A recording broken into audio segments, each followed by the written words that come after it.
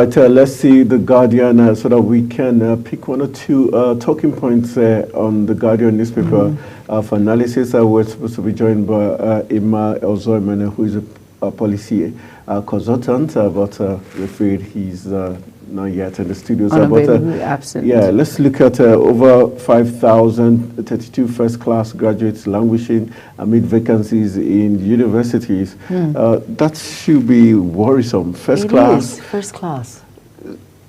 So is that, the government has repeatedly said, and some private sectors have said, most of the graduates in Nigerian universities are not employable.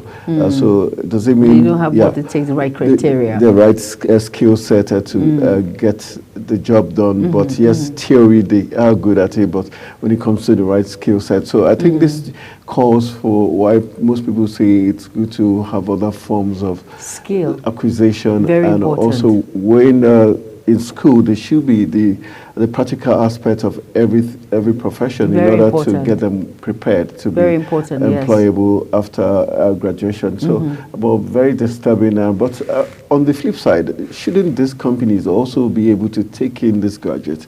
The fact that they are, for instance, we're not talking about third class students, we're talking about first class. So it means they've got something upstairs. So if they are given the chance to learn the ropes in a matter of a month or less, they should be able to hands-on experience. They should be able to deliver the goods.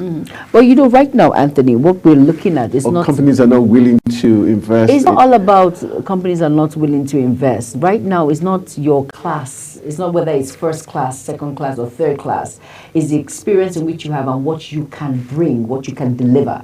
That's what it's about right now as we speak. But for every in-house, like for instance the media house, if you leave Global Television and you go into another media house, there's what we call in-house style stuff that you have to learn. So even if you go to a new environment, you go to CNN or you go to Al Jazeera, you have to learn some of the in-house style for like a week or two. Exactly. So it means they're still going to train you. Why wouldn't the other companies in other professional bodies or fields also do the same? Bring in people, give them time to... The fact that they're first class to means their IQ is on the high side. So it means definitely it cannot be that difficult. Not as difficult as the media, where most times even you've got first class, you might not be able to, get on set and deliver the goods. Maybe you have a hosting a program or taking the news. The butterflies inside does not know if doesn't know you're first class or second class. So, you're right. But the thing is now, it's who can adapt fast. Right now, it's not all about class anymore. The Nigeria we find ourselves is what you can deliver, the experience in which you have. If you look at it, most parastatals, they don't ask much about what not your qualifications, of course, but what class of degree. No, it's what you can bring, what you can deliver, your experience, how fast you can adapt and swing into action. Okay, so can we also look at the fact that because we have the old hands and not agreeing to retire and leave system and create space for the companies to be employed, is also another factor. And the economic crunch also not making it easy for companies to hire. And we know recently the federal government had brought in a new policy which was later withdrawn, where expatriates, when you bring in expatriates, you're supposed to pay certain amount. So probably that also is another thing that is not helping the system. Yes, exactly. That's why there are no vacuums, no space to actually bring in these new fresh graduates who can actually deliver much more than the old hands, because they have new ideas, new ideologies in bringing some worth to the table. That too has played a fine role in that also. All right, so we're also hoping that we should have more entrepreneurs rather than job seekers, white-collar job seekers, because when you have more entrepreneurs, so what it means is if the federal government can do more by empowering entrepreneurs or persons who have graduated in their different fields, give them all it takes, the needed equipment, the tools, the financial backing, so that they can start their own businesses. So we're talking about the small and medium-sized businesses now. So this is where the ease of doing business and starting business comes into play. Remember the last time we interviewed one of our guests when he, who was into the real estate industry. He says the fact that government do not support Nigerian companies against foreign ones, it's also bad for business. So it's also bad for business. I think the government has to also do more, especially the relevant agencies. Need to do more. And then just to add a little bit to what you have just said, and that is why skill acquisition is important, Anthony. Rather than giving grants to Nigerians, say 25,000 every month. Exactly. Learn a skill. And that is what Tahir Mamman is talking about, that we should focus more on skill acquisition, because look at it, that's a lot of number. First, these are million plus. What exactly? That is a really big concern. And these are not third class or what's the last degree, pass, or is it in attendance? Okay, these are first, let my people go. Let my people go. These are first class students. I'm telling you, they made top notch, and yet, look at it. There's no space, no vacuum. And at the same time, I think it also means that in as much as these people are not employable, also questions how good the school they went in terms of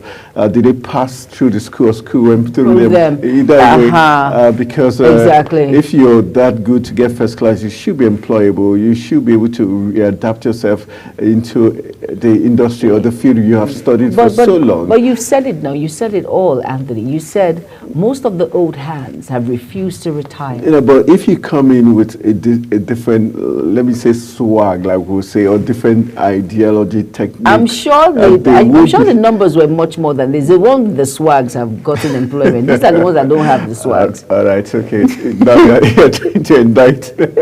All right, so that's one of the issues we've taken out of it. Hopefully, we're going to be having Emmanuel Ozoemena, who is a policy consultant. He'll be joining us in the next, after this break, to look at this disturbing trend where we have 1 million plus graduates, first-class graduates, not employed. So he's going to be looking at policies that's going to help this turn around this very ugly scenario. That will be after this break. Stay with us.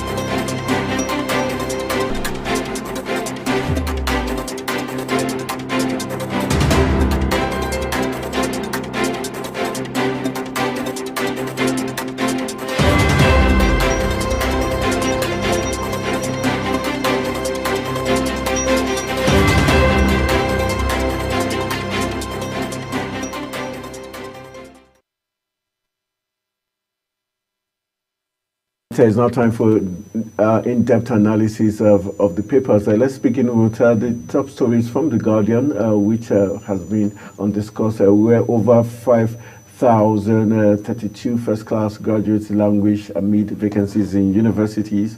And also we have a Wiki's loyalists reject redeployment, resign from Rivers cabinet. Then EFCC withdraws appeal against order restraining Yaya Bello's arrest. And those are the three key issues we're going to be looking at.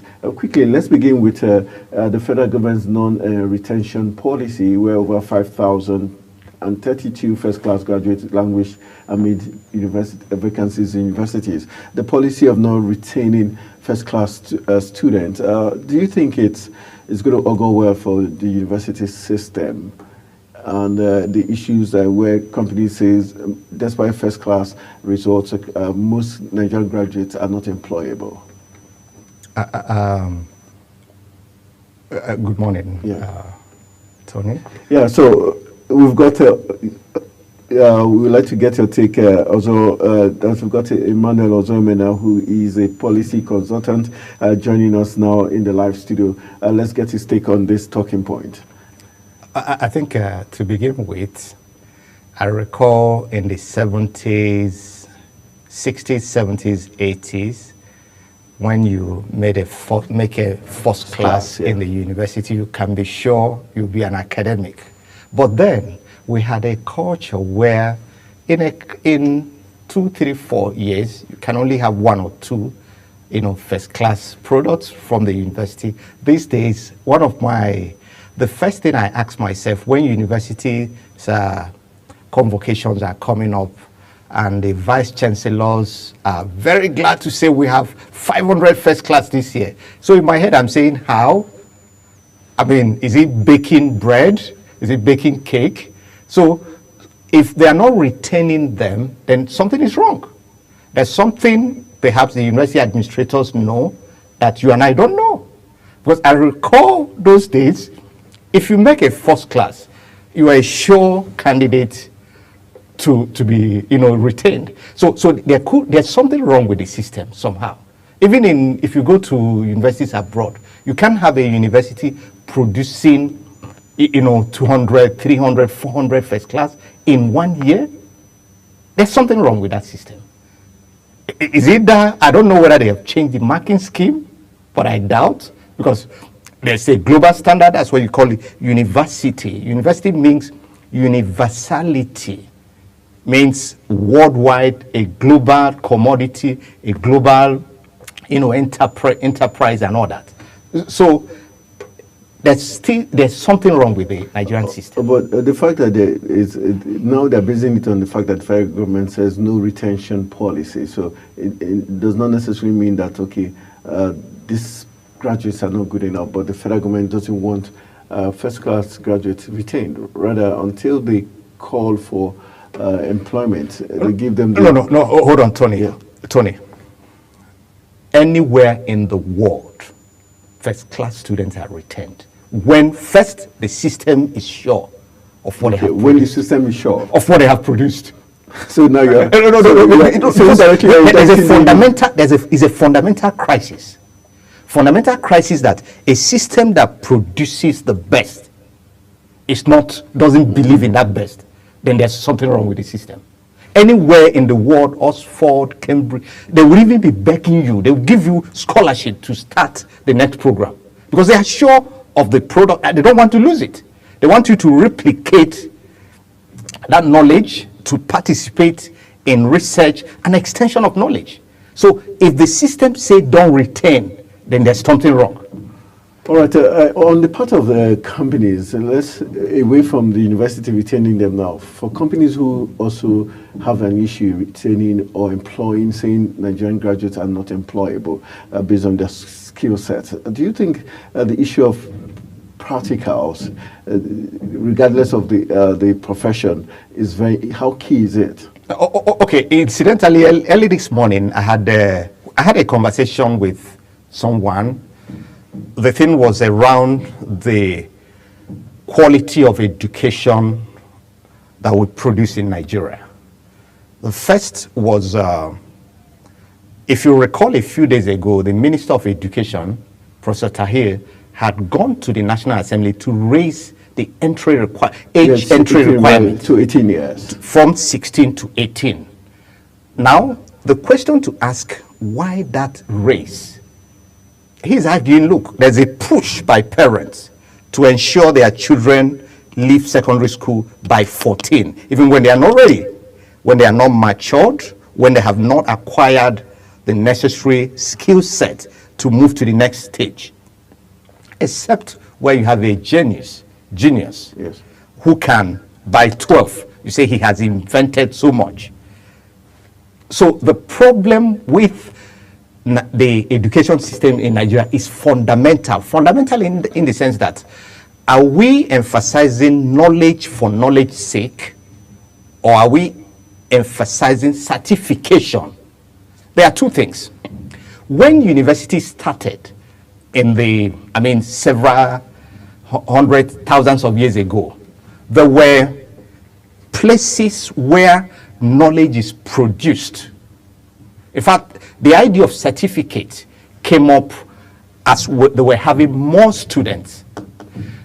You would have been, each product of a system is identified as belonging to Plato's school, belonging to Aristotle's school. So when you speak, when you theorize, they know where you're coming from. But these days, you can't place anybody. The idea of certification is to say, Mr. Anthony Momodu has been admitted, or we certify that he was part of us. He learned the knowledge that we produced in this system. So what has happened now is that you can't even distinguish from a Bado school, Nsukka school, or Oshobo school, or your school, and all that. So the entire system, if you ask me, would require an overhaul that would fundamentally first emphasize on knowledge for sake of knowledge first, and then we can now go to getting in the social skills, the skill sets that are required in the workplace. But fundamentally, we need to go back to the basics, which is, what do we produce? Is it people who have the knowledge that will be applicable in a practical everyday life environment, or are we producing people who have papers? So we need to make up our mind as a country what we want. All right, let's now look at the issue of, can we take away completely the fact that we have, just like we have a sit-tight presidents and leaders in the African continent, in the academia too, we also have professors and those who, to an extent, have past the prime and should probably be doing other things, leaving the system for fresh minds and heads to also come into the system that are not doing that. No, incidentally, in the knowledge industry, no, hold on. The longer you stay, the better you become. That's the hold on. That's the process.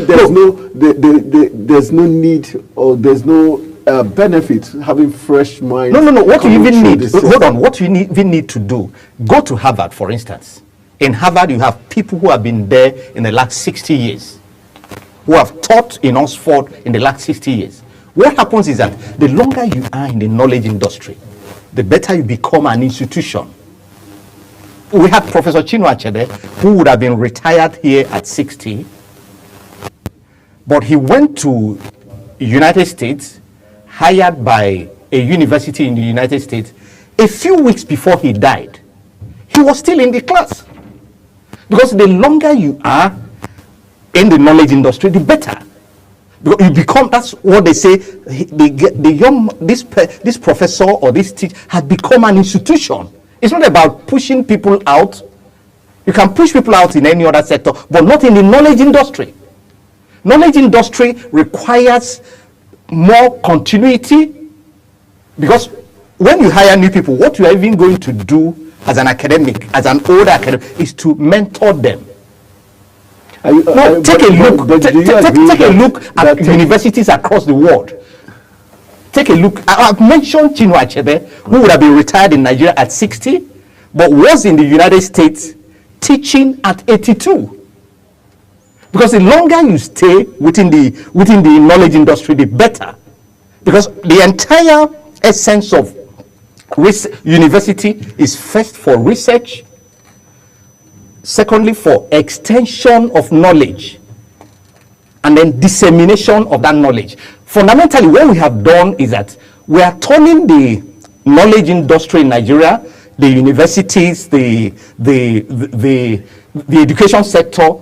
Our approach is the approach you have to business, which defeats the entire essence of knowledge. And that's why we're in this crisis. If you ask me, when we say when the government say we are raising the teachers' retirement age to 70, yes, it's not good enough. Think about what happens in the other countries. I mentioned practical example. There was a university, I think Oxford, recently had to hire Professor Wole Soyinka.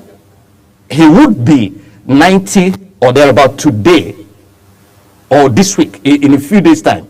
And they are hiring him because they require his knowledge. They require his, whatever research he has done. So knowledge industry is not civil service. The moment we approach it from that civil service perspective, then we've lost it.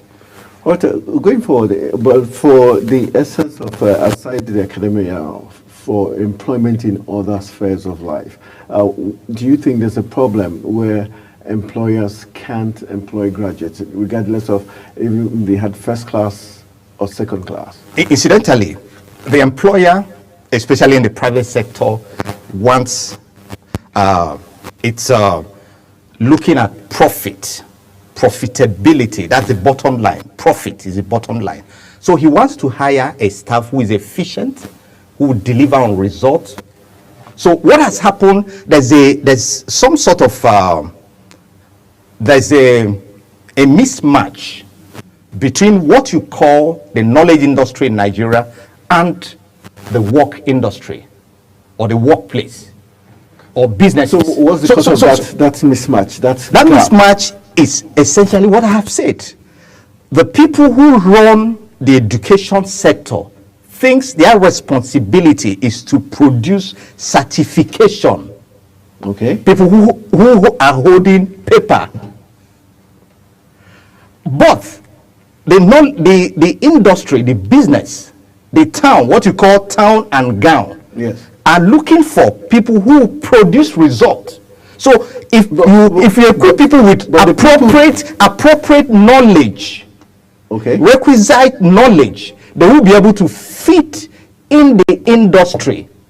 So what most employers do, the American employment system, is education in terms of scoring has 5%. 5% is allocated, between 10 to 5% is allocated to education in terms of scoring or assessment of a candidate for a job. The rest are, what are you bringing to the table? What have you done in the past? Can we see a demonstrable evidence of the knowledge you claim to have within this sector? So an employer is not a Father Christmas. So he wants somebody who produces a result. So what we have in Nigeria, you can take it anywhere. I mean, you meet it on a daily basis. What we have currently are certificated individuals, not individuals who have acquired knowledge. And that's why we are in this crisis. Not individuals that have acquired knowledge, because it's knowledge you would need in the workplace, not certificate, not paper. How do you get a certificate if you've not acquired the knowledge? Hold on. Each time someone says the standard of education has fallen so low, what it means is that, first, either the system is not teaching the right thing, or fundamentally, the operators of the system have mixed what is their purpose. Somebody said when purpose, but when purpose is not known. You have said that those in the academia, because they've stayed long, they know the right thing to do. how is it that these same people have also missed the mark and also are not teaching the right thing at the same time? Whatever crisis we have. So doesn't it go back to what I told you that there's a time when you need fresh minds into that system because technology has advanced, things have changed. So you won't say someone who is 60 plus years should still remain there because he has been in the academia for that long when younger minds are creating new innovations, which the older persons cannot. I have an uncle, for instance, in Kaduna, who is an orthopedic surgeon. The equipment he used in carrying his surgeries currently have changed. He had to technically he was driven out of business because the modern day tools he cannot use them. It's different. But what does it take to then is a problem of the society who have not reset. That's what is called reset, reimagining. So how do you do that? Take for instance somebody who was a journalist about 40 years ago, 50 years ago, when they were using fax machine to send stories. Now you have emails that can, as you're typing, I mean, you quickly get a response. In the next few minutes, you have SMS, you have WhatsApp. So all the person needs to do is to have a reset. But in Nigeria, fundamentally, the first problem is within the knowledge industry, there's a mismatch. Mismatch in terms of what is the purpose of knowledge. I mean, Plato, incidentally, in philosophy, you have a branch called epistemology. Why do we study? What is the essence of knowledge? Why do we seek knowledge? So we may need to go back there. In fact, I was a bit elated that we now have a minister who is reflecting on the crisis, fundamental crisis in education system in Nigeria. All right, I think we're going to continue this conversation tomorrow. Hopefully, we're going to have you tomorrow, 8 a.m. on the dot, so that we can look at the papers, then look at this talking points specifically as regards the crisis in the education sector and the fact that, like you rightly pointed, I will have a Minister of Education that seems to know what he is doing for the first time. So we'll be dwelling on this tomorrow. I want to say thank you to Emma Ozoimene, who is a policy consultant, for joining us in the studio. And hopefully tomorrow we're going to be doing part 2 of this discourse so that we get a final talking point on this issue. Thank you very much for joining me on the platform. All right, I'll go for a very quick break. When we return from this break, we'll be looking at other talking points as we look at the prudent management of Nigeria's resources is what we'll be looking at, and hopefully I'll have engineer Rufon Ibrahim Joro, who will be joining us in the live studio. So help us look at how we can achieve this prudent management of Nigeria's resources. That will be after this break. Stay with us. Oh, sorry.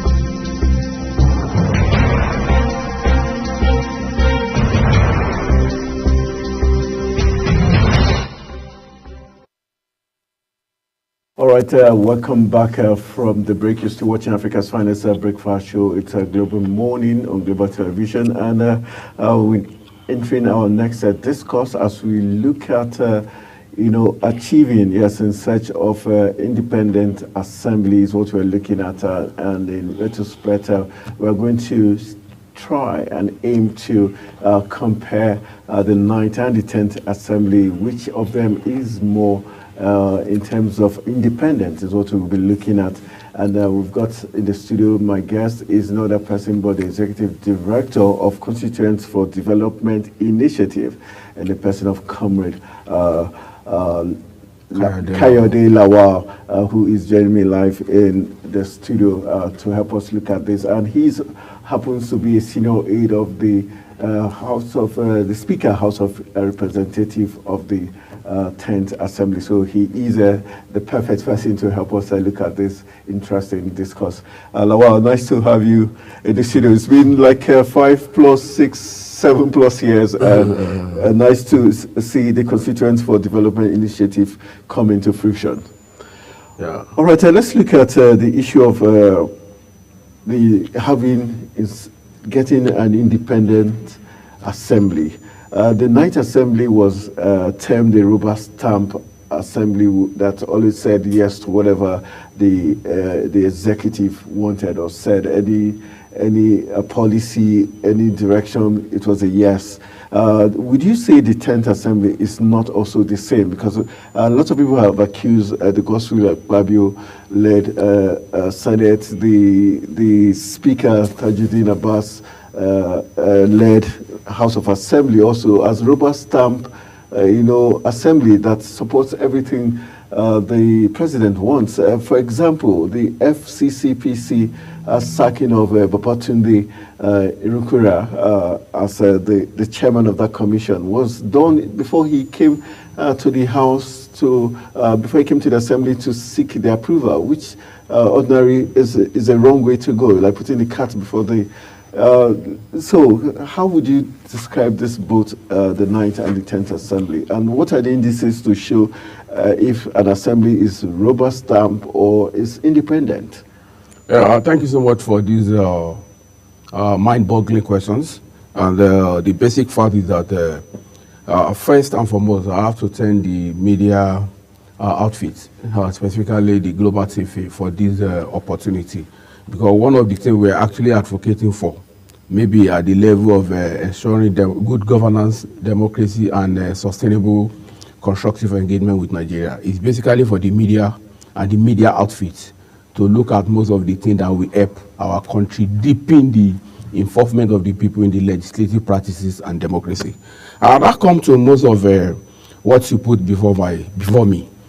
You see, I want to assure you and I want to tell you, I want to give this to Nigerians for their interest in observing and monitoring the process of what their elected honorable members and senators of the Federal Republic of Nigeria are doing in National Assembly. In fact, if not because Mr. President happened to be the only one, the first citizen of our dear country as a president of the Federal Republic of Nigeria, the 360 House of Representative member and 109 senator, they were duly elected from different constituencies across Nigeria. Sure. So the responsibility lies on Nigerians to monitor and observe what your parliamentarians are doing, vis-a-vis the responsibility and function of the honorable member, like lawmaking, oversighting of the MDAs, our budget process in the area of conducting what we call town hall meeting in the area of public hearing. So I want to tell Nigerians that over 20 years down the line, experienced democracy in the country since 1999. The democracy, all the antecedent, all the principle are still evolving. So we have to be part and parcel of it. And as we normally said in the civil society, no democracy or election is perfect. True. Yeah, the same thing happened to the organs of government. But some of them it's close to being perfect, but it's the Nigerian elections even trying to be perfect. What makes it perfect is the responsibility of Nigeria and the stakeholders. And that's what made us to get to where we are. If you remember in 1999, when we have democracy, most of our colleagues who we work together in the civil society, there were a lot of apathy. People don't want to even bother about the election, not talk of the person that govern you or that emerged at the one point in time of election in Nigeria.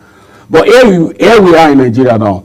Most of the development that we have in the area of reform and review the Electoral Act, which what I call a 4-year activities, because for every assembly there's always an opportunity for the electoral review of the Electoral Act and the reform of the Constitution. And I think and I believe the constitutional reform now is ongoing. So now let's come to the issue of rubber stamp or no rubber stamp. I think no parliament around the world want to be perceived or to be seen as a rubber stamp. It depends on the perception of individual and what we think about one particular tropical or national issue of discourse at one particular point in time. For instance, now the instance that you made about maybe the DG or the executive secretary of Federal Consumer Protection Council. Yes. The man, I think it has been there for some times now. It's not that the Mr. President want to give him the appointment that he has to go and appear before the Senate. It has been in that office for some times now. But what the Constitution said about Mr. President appointee is Mr. President can use his or her discretion, the power to appoint anybody he feel like to work with. Because look at what is happening now. People are saying other Buhari. Do they even call any of the Buhari minister? They said the administration of General Muhammadu Buhari retired. Recently, yesterday or thereabout, they invited the former Minister of Aviation, Adi Sirika. Yes. They will not say Adi Sirika administration. They are saying Buhari administration. So, His Excellency, Distinguished Senator Bola Ahmed Tinubu, who is sitting the current President of the Federal Republic of Nigeria, even because of antecedent, as number one, he was part of people who actually fought for democracy. He was a former Senator of the Federal Republic of Nigeria. So it's going to be a collaborative effort with the legislative arm to ensure that Nigeria gets what we call good governance. It's not about being a rubber stamp or no rubber stamp. And I want to tell you. Okay, let's look at the issue of, in as much as I want to agree with you, but when there are policies that seem not to favor the Nigerian people, for instance, the issue of this recent electricity tariff review upgrade, where the National Assembly did raise an issue to say no, it shouldn't be done because Nigerians are already suffering after the removal of a subsidy, and the National Assembly said no, they were not in support of increase of tariff. The federal government still went ahead to increase the tariff. How come we don't have a National Assembly that can protest or go to say, okay, when you're coming for this for assent or you're coming for us to support this, we're not going to, because you have refused to do XYZ for the interest of the Nigerian people, because these lawmakers are, first of all, were elected for their own people. And if their people are suffering, because they are having everything their way at the National Assembly, and so do not care about what the people are going through, that's not also fair. Yeah, I think I have to commend you for this information that you are giving me now. But let me tell you one thing. You see, the National Assembly is the National Assembly of Nigerian people, and you have the conglomeration of the elected honorable senator across Nigeria. And the basic fact is that at the point of canvassing for election, most of them, they have what we call a social contract with the people. So they cannot come to National Assembly now and be doing otherwise, and they are not doing otherwise.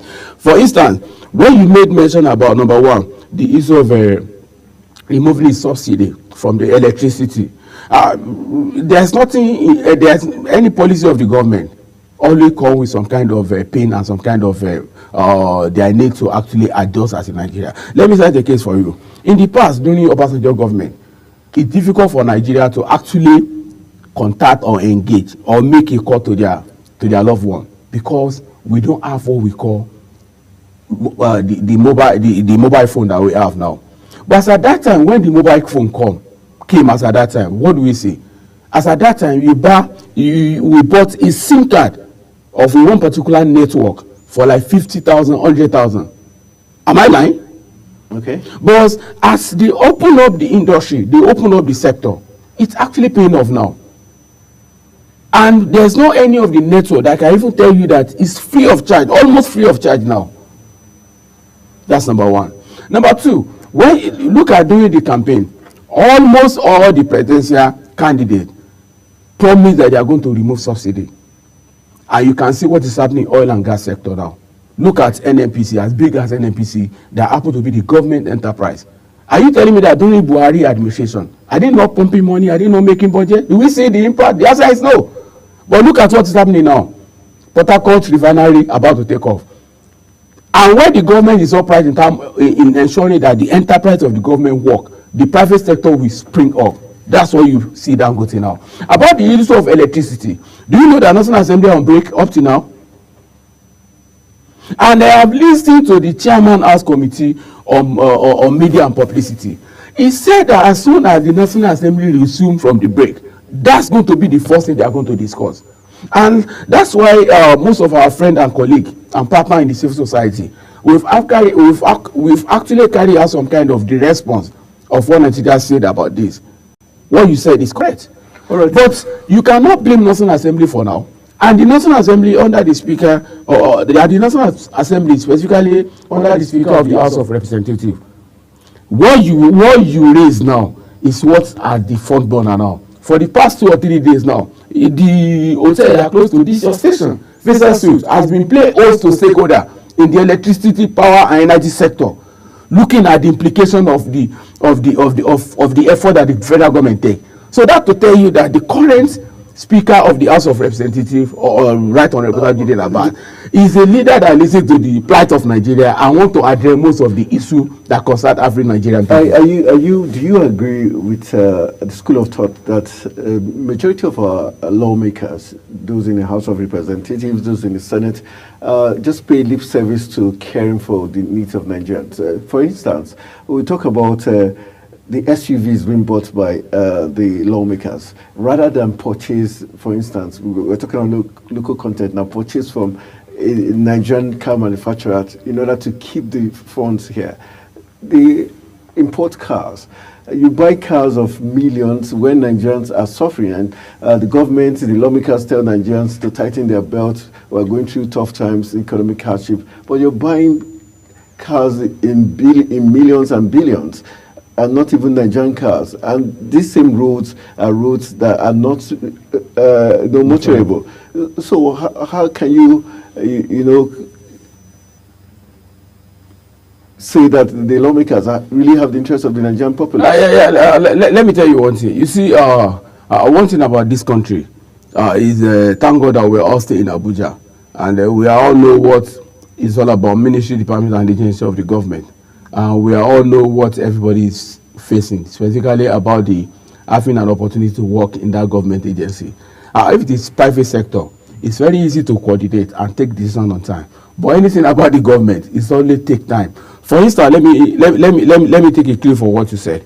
When you said the honorable member and senator, there is actually and the career civil servant, and you don't allow me to land when I was actually raising the issue of what I call a yearly ritual. Okay. For instance, now, when you talk about budget process, the kind of budget process in Nigeria, everybody know that is outdated. And that is one of the agenda of this 10th National Assembly, specifically the House of Rep, to ensure that there is going to be a review in what we call review of those acts of budget process, basically about the procurement process. Then number two is that the Local Content Act that encourage the need to patronize the Nigerian-made product has not been able to reveal. And that's why you see the stakeholder. What would the state we are now is advocacy and sensitizing Nigeria on the need to ensure that they patronize the local-made product. But the 10th Assembly is not even up to a year older now, because I think we come on board on 13th of June 2023.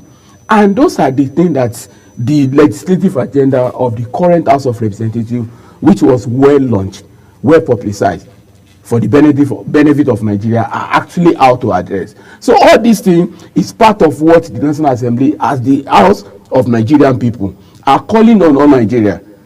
Nobody is perfect.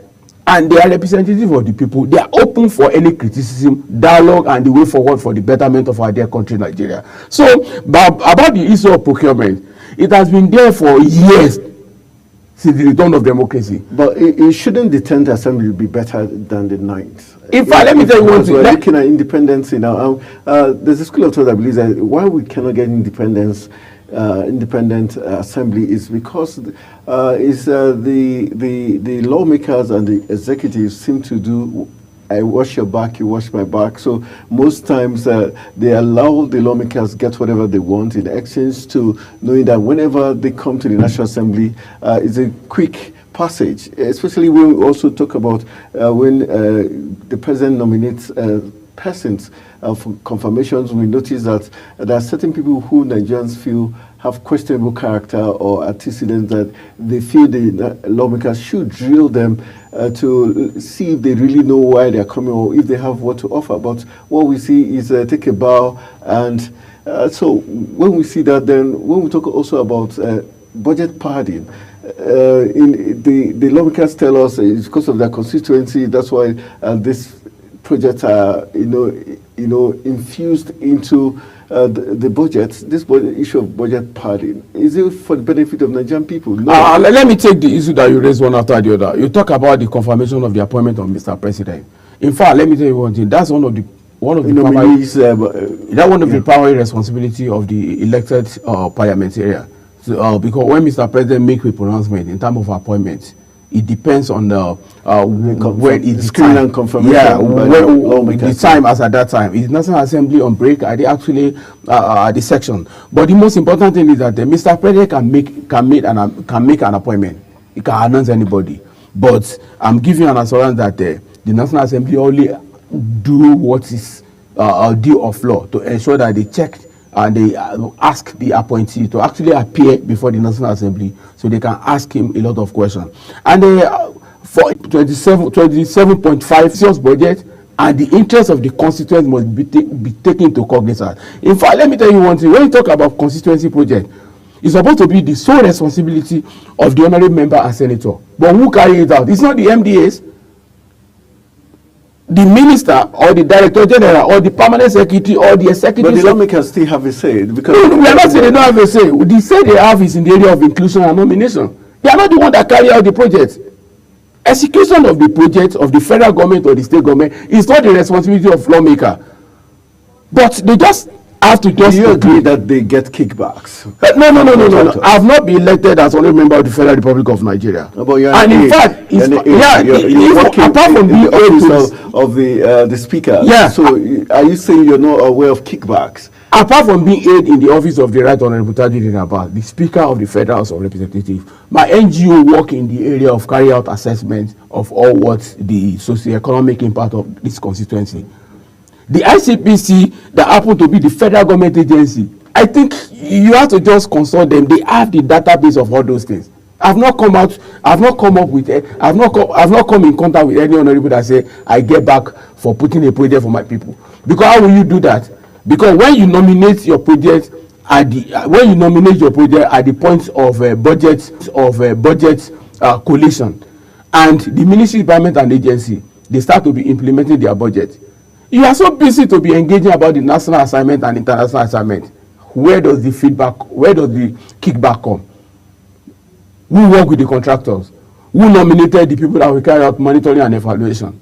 It's the same ministry, department, and agency. But what I want to suggest, what I want the National Assembly to do now, is to ensure that, and I thank God that the current 10th Assembly, under the Speaker of House of Rep, as a leader that listens to the yearning of the people in order to address most of these issues, has increased the number of committee in National Assembly that the committee will call monitoring and evaluation, that will actually help Nigeria to get most of the information and data that relate with this and start to be analyzing it and put it before Nigerian people.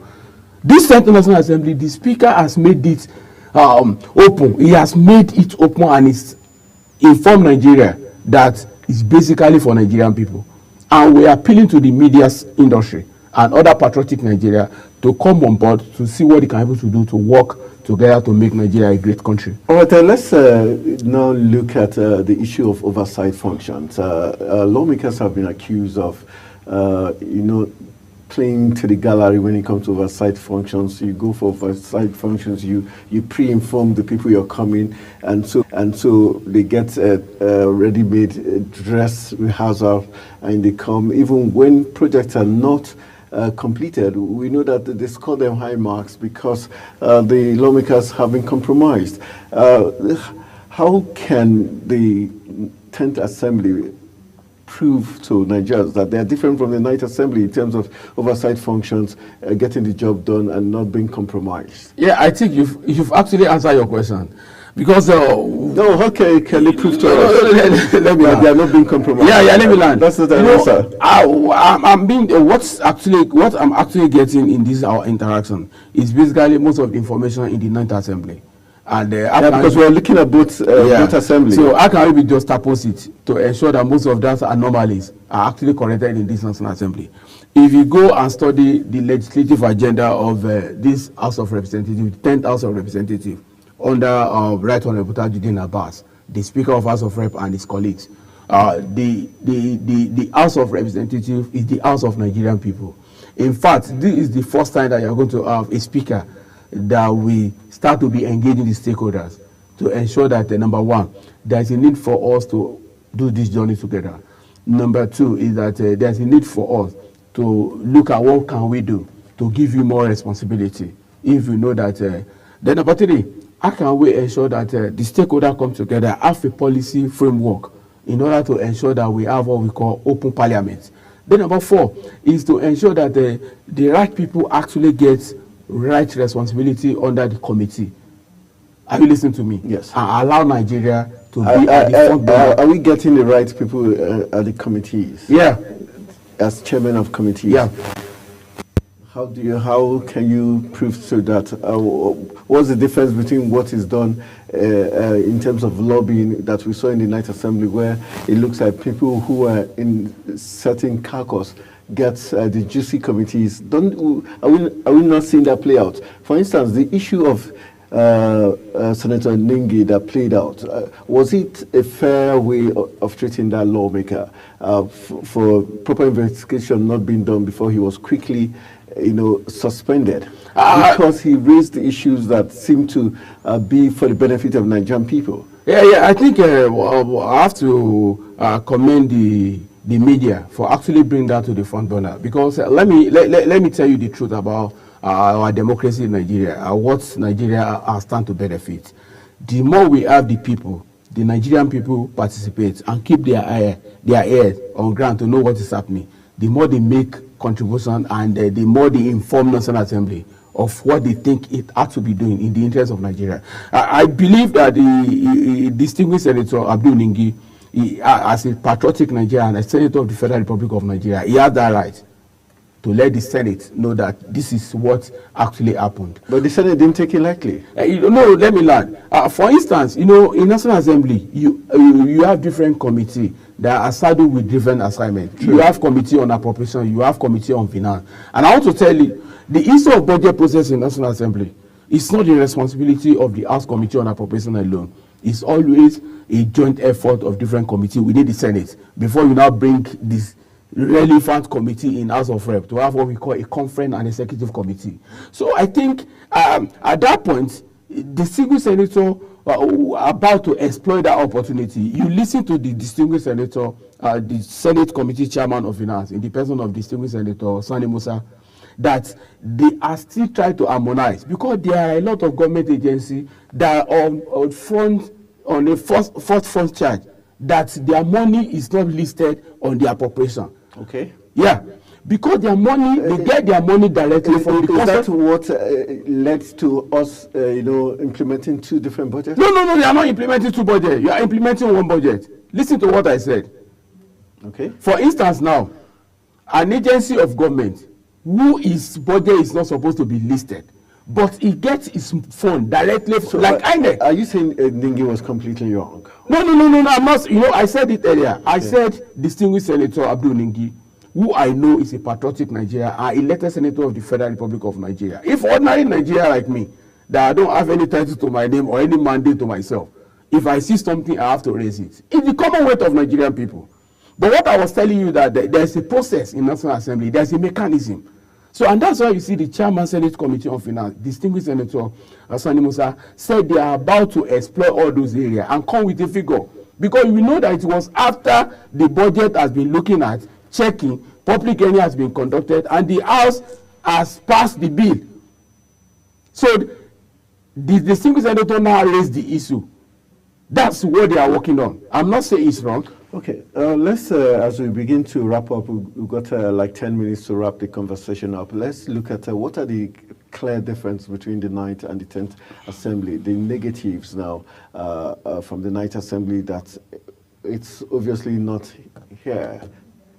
Are they obvious? Yeah, I think it's our time as a patriotic people of this country to actually jettison the issue of bad aspects.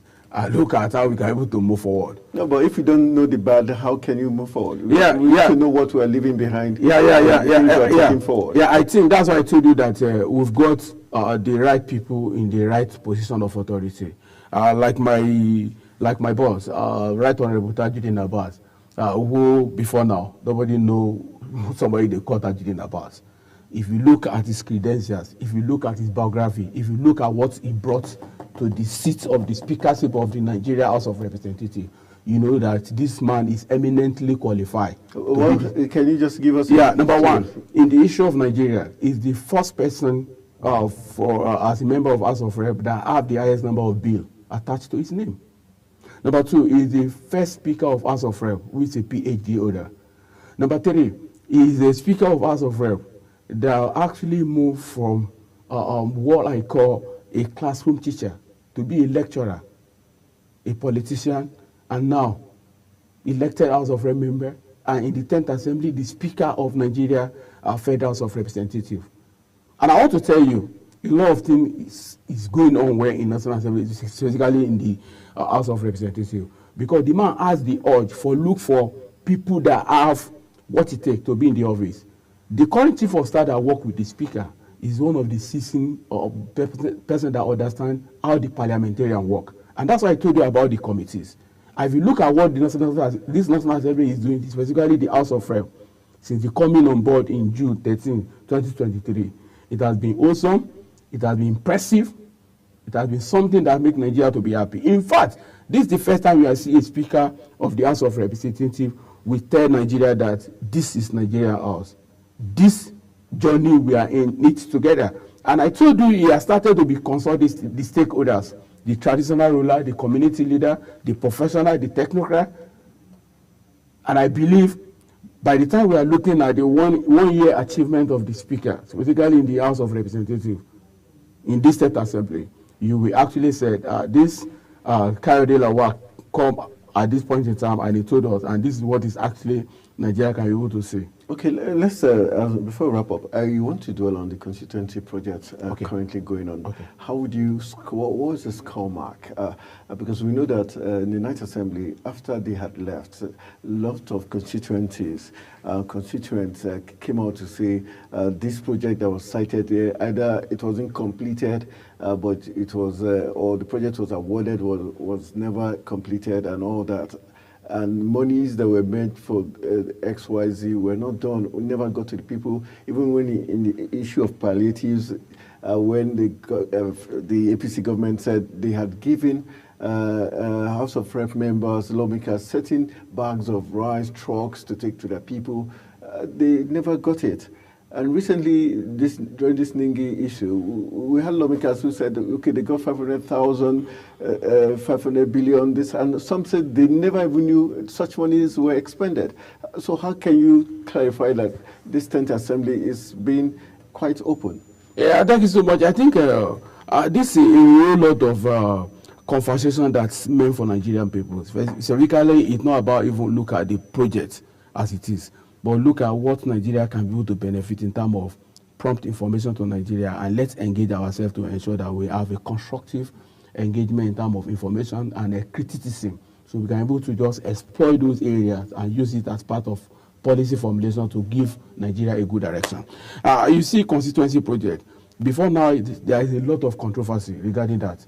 In fact, let me add up to what you said. If you go to the ICPC now, they come with different variety of figures in terms of the abuse of all these things.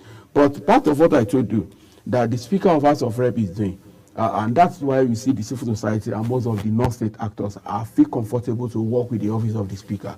Quickly, this is the first time we are going to have the speaker that we said, okay, if I actually want to do constituency project, there must be an agenda of what I want to do for my people, which has not happened in the past. And that is one of the responsibility of my office. We are helping some of the honorary members and senators setting up what we call constituency agenda for development. That's going to bring about rigid and revamp of the microeconomic development of the constituency. You know, I told you in my discussion, how can you tell me that I'm the minister, I'm the DG, I'm the executive secretary, and I'm under constituency project, and you are blaming the honorary member not to put their eyes on it? Number one, you are not the elected member of any House of Rep. You don't have the mandate of the people. You've not been in that community to crisscrossing and understand what the people need. You don't have the need assessment of the people. And you don't even know what is the priority of what they want. Can you see all these things? All this is actually encompassed in what we call an agenda for development. And besides that, the agenda is actually look at most of the indices and information about information of the constituency, the economic comparative advantages, the need of the young people, the need of the old people, in the area of education. And in extension of this, we still come out what we call constituency empowerment and wealth creation. That what work in Kano State, if the National Directorate of Employment do something in Kano, it cannot work in Lagos because they have different economic comparative advantage. Are you listening to me? Number two, in the area of constituency agric sharing prosperity, that you cannot say because you are in Abuja. What is the population of people in Abuja? Meanwhile, the each budget, percentage of the budget of Nigeria is spending in Abuja. So as honorable member, you telling me that I'm not going to talk, that the interests of my people must be able to protect it, to do more mechanization in Zaria Federal Constituency or Karo Namunda in Zamfara State. Those are the innovative way that the current House of Representatives, Order Tajuddin Abbas, is embarking on, and it's paying off. Recently, we worked with some stakeholders with the Ministry of Agri to ensure that there must be a policy on different intervention in agri, mechanization, integration, and all these things. That's number one. Then number two, when you now talk of how can we be able to actually move forward, I think it's that time for us as a patriotic people to actually, let's see what we can be able to do to close the existing communication gap between the elected, the political office holder, and political appointee. Nigeria is our dear country that is still evolving. So it's the responsibility of all the stakeholders. And once again, I want to thank the media for all they have been doing. All right, my final push will be in terms of the Nigerian people, the issue of, we have talked about the issue of price control, the fact that prices of goods and services in Nigeria, despite the Naira beginning to appreciate, seem not always come down. And we've had the FCCPC also try to do its bit. But the government of the day said they were not interested in anything price control board based on the economy of the country. Do you think there's something the lawmakers can do to help,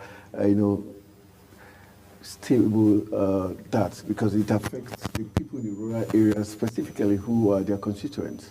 Yeah, thank you so much for this question. And I think on this note, I have to tell you that it's bordering on the part of the question that you asked me about why does Mr. President remove the Executive Secretary or the DG of Federal Consumer Protection Council or Commission.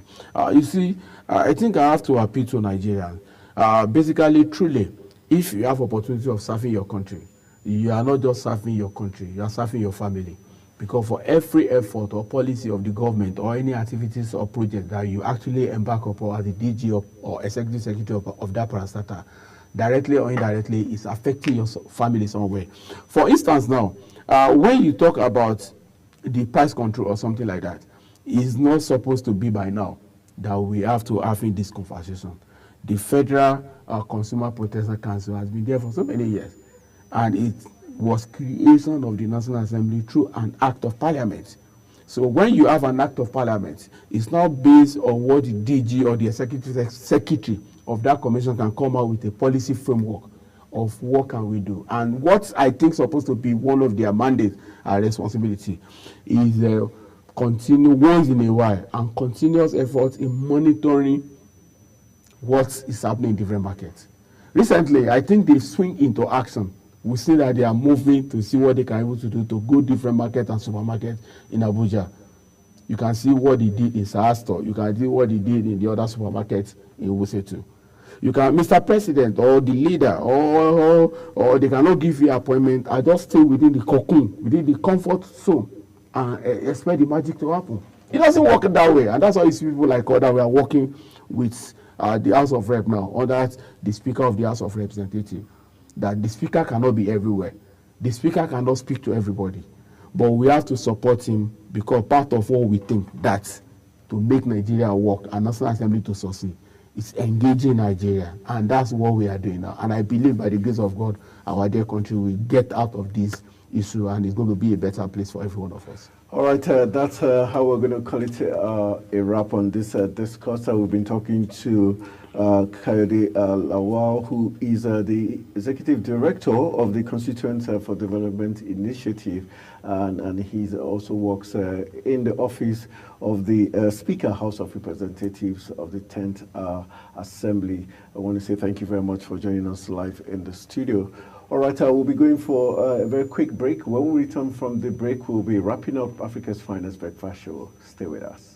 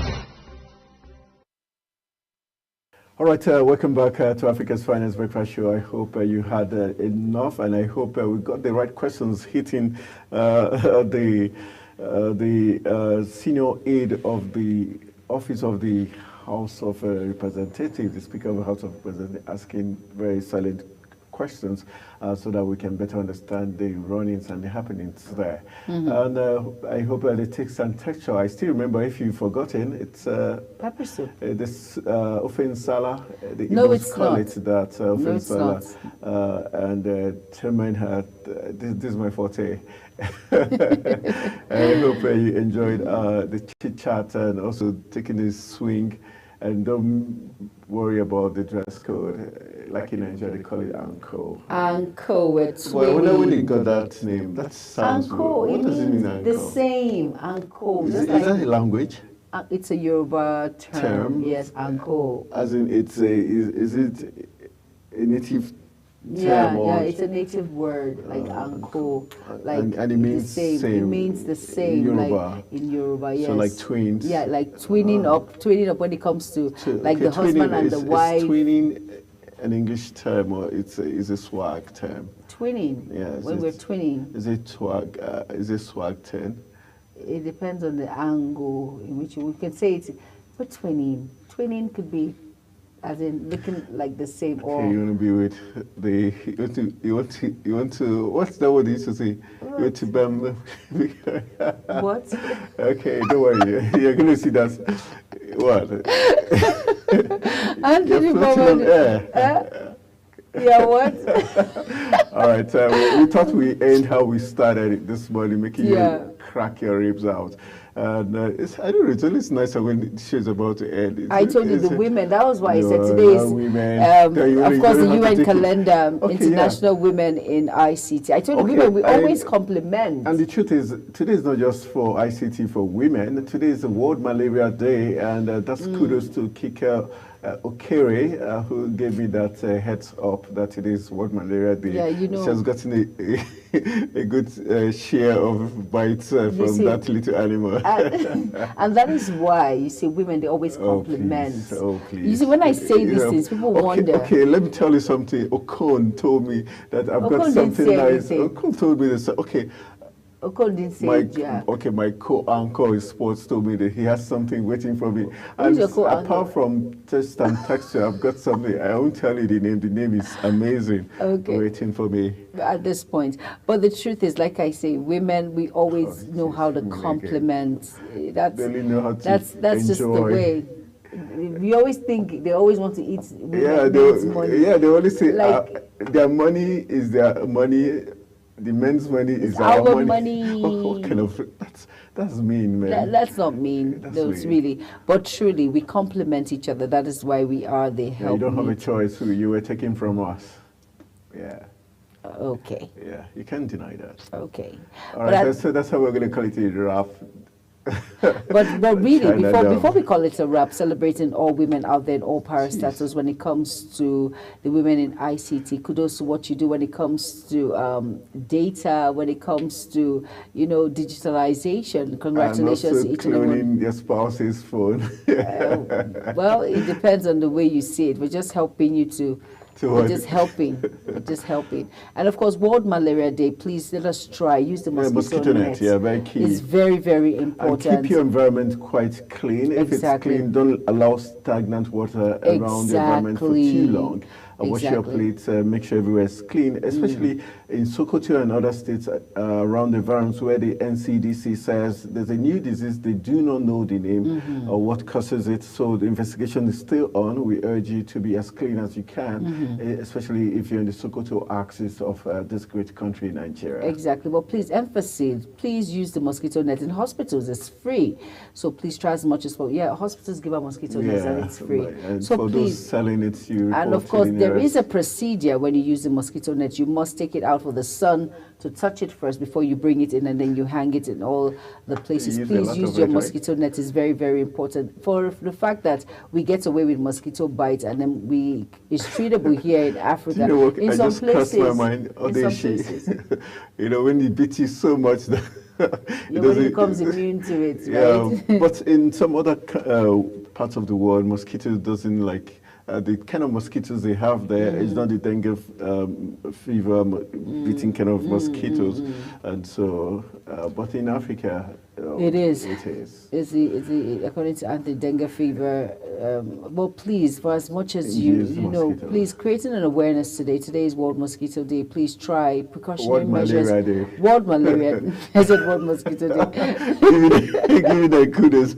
Well, it's as good as Mosquito Day. I mean, kudos because of how they bite people and they make people fall. But the truth is, please, it's World Malaria Day. Let us try. Precautionary measures is key. It's very important. Do not self-medicate. It's very important. Once you have see that mosquito, because it's not all mosquito bites that cause malaria. I would know. Yes. So you would know. I would know because I always ask questions. Anopheles.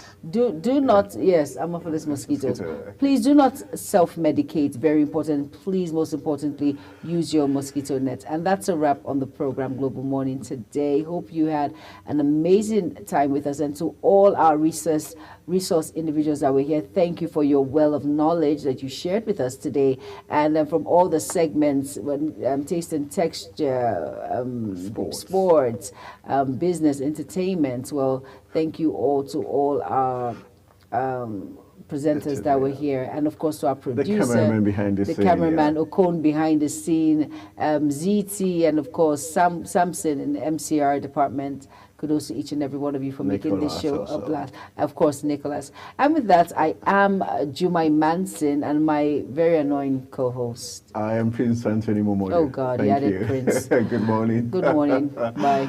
All right, see you. Welcome to Global Morning. The death toll from flooding. Most time our politicians just bring in policies too, for sure. Incidentally, we have several more stories. The legislature was carefully crafted to 22.2% inflation rates as of April this year. What does that say about where we are as a country? I think Nigeria has resorted to being resilient. Before you call a police station, before they even leave, they'll take permission from. I don't think there's really anything on ground to improve. The struggle, the ASU strike. You have done your work, you have put us to the wall. We are not your slaves. I'm not a small boy. You should have given me the report. I have not seen the report.